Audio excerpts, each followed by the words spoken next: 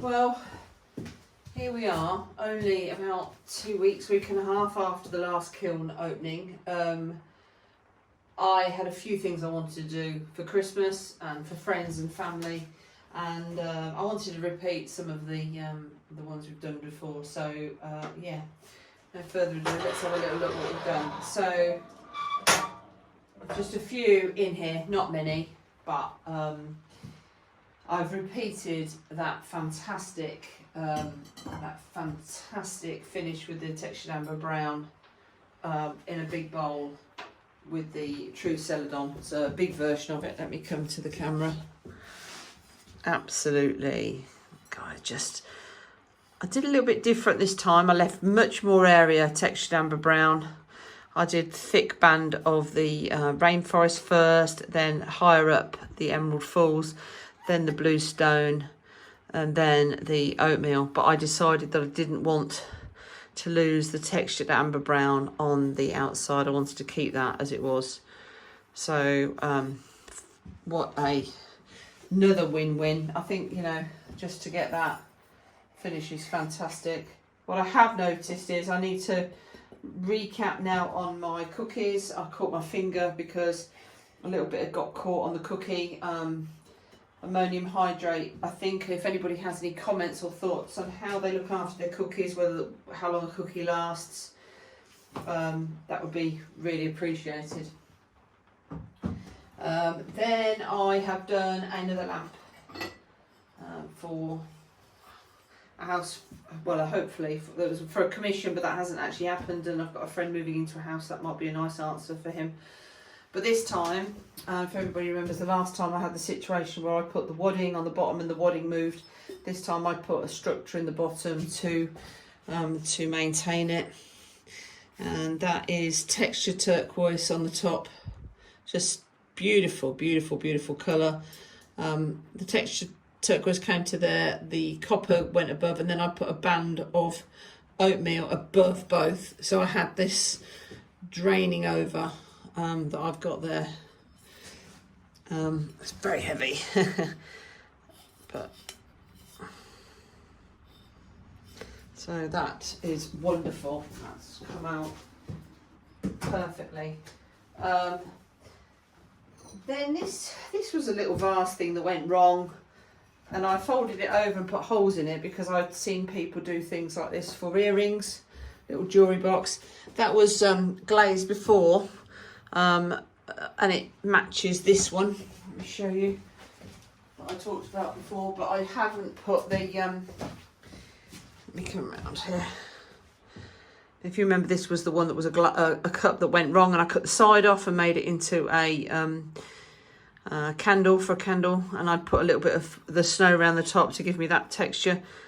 This was a fold over when it went a bit wrong, and I decided to do the same. So again, cobalt, sapphire float, copper, then with a band of textured turquoise over with a very, very thin band of oatmeal, and I did the same inside. So that is brilliant.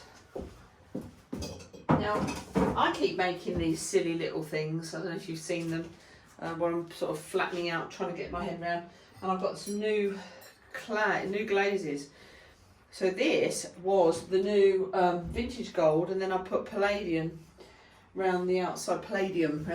It's gone and stuck to the piece I put it on. I'll have to have a look and see if that will knock off. That's only underglaze underneath there.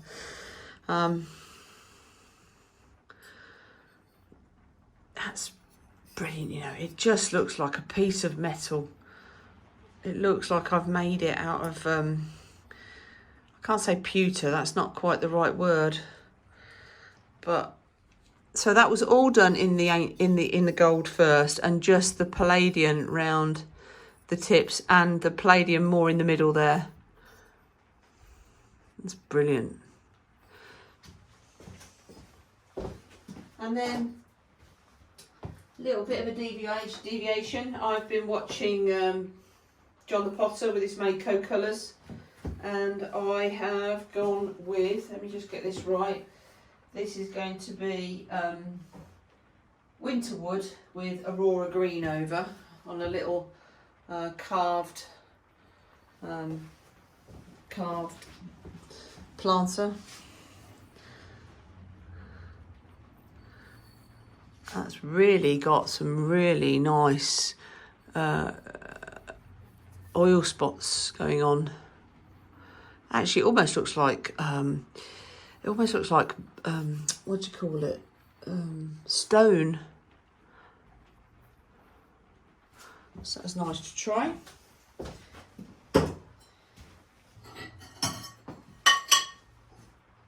And then in the bottom, I've done a few different things. I've got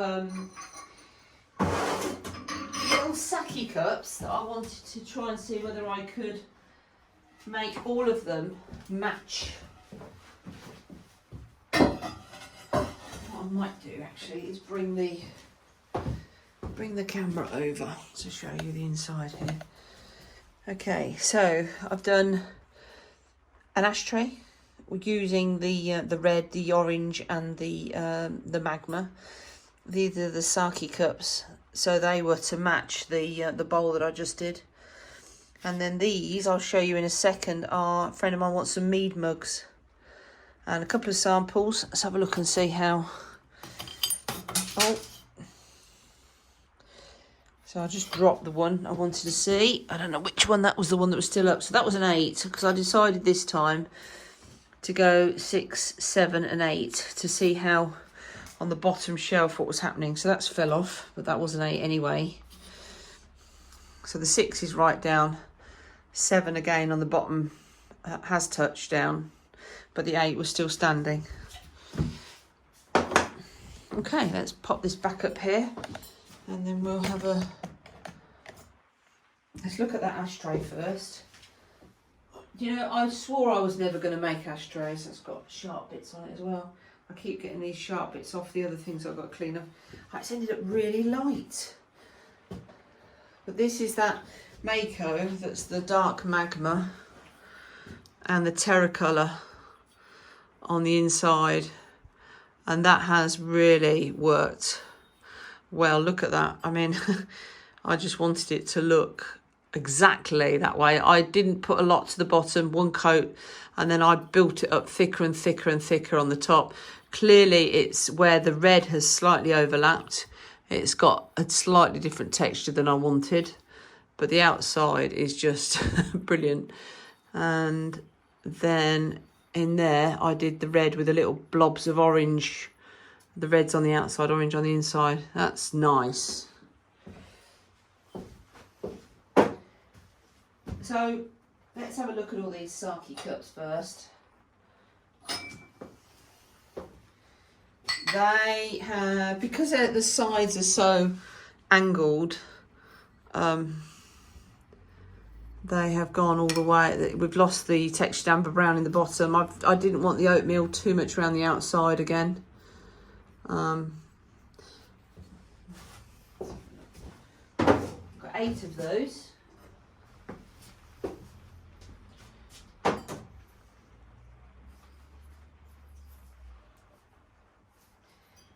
I've got one stuck to the bottom, but that might be my fault because I have just covered with a celadon, and I've got one of those stuck on. They're a very lovely little cup. They, you know, they shrunk down wonderfully. I've got a few of them stuck on.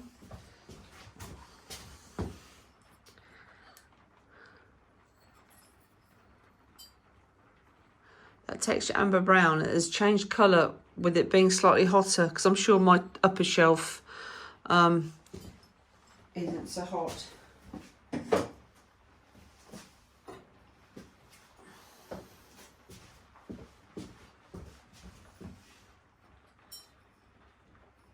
That's really nice. And then these pieces that I've done are for a friend of mine who wanted mead cups, and he plays Dungeons and Dragons. And I wanted to put an emblem on. That is brilliant. That is brilliant. So I just wanted it to be plain on the outside. I've done the emblem, and I thought rainforest, and then I wax resisted over. I carved that out. Then I did, oh, got my brains gone. What have I done on there? Iron luster, isn't it? Yep, iron luster. So it's, and it feels, because, you know, we have so many layers and shapes, carvings. And then on the inside, I wanted a reaction. So I've done 2 coats of oatmeal. Okay, so that's one of them.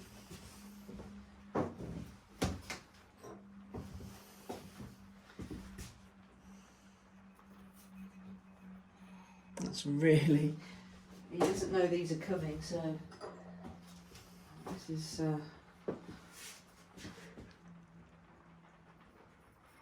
that's washed over a little bit on that one, but that's okay.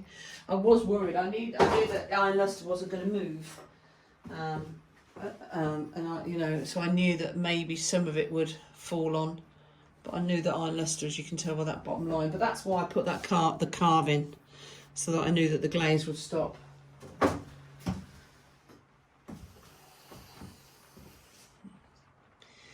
What a fantastic set of 6 tankardy type little things.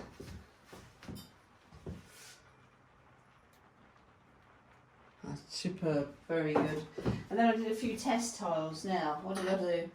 I did the Aurora Green. That's the Mayco one. It's supposed to have blue flashes, and I don't feel that I've got any in the bottom of the any flecks in the bottom of the container. So I wanted to do that to see whether I actually got any.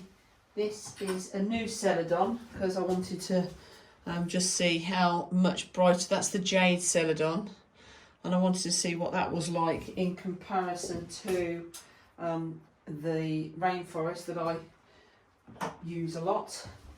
This one, when I was watching the programme on one of the pieces online, this is the Albany Slip Brown that I've seen used with layering, but when you read it, if you don't get enough layers, you don't get this colour differential. It's dark with 1 layer and it gets lighter with 2 and then lighter again with 3. So that's I like these test tiles. They were simple.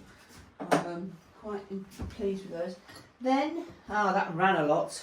Okay, this was me playing at the Vintage Gold. 3 coats. It has run, luckily not off the curve, but I stopped that sort of at that line there.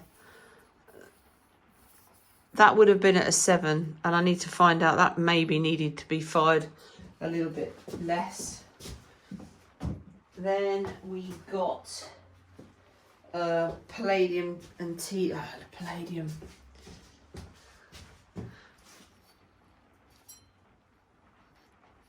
And then the tea dust. Oh my word. And then I'm going to have fun with them, aren't we? Palladium and the tea dust. I think there's one more in here. I've got the new luscious or lustrous or whatever the word is. Lustrous jade. I used to work a lot with jade, and it runs a lot. That hasn't run as much as I expected. And then on the other side is the vert luster. That's a bit metallic-y as well. Okay, so there you go. Just a little kiln opening. Few things to tidy up. Obviously, I've got a few of these bits stuck, which is a bit annoying. Ah, good. It's come away now. It's cooled down a bit. It might just pop off now. It's cooled down. I'll have a look at that one in a minute. Ah, good. That's pleasing. Nice little cups. It's nice to do some very different matching stuff. I quite like it, but that is a win-win.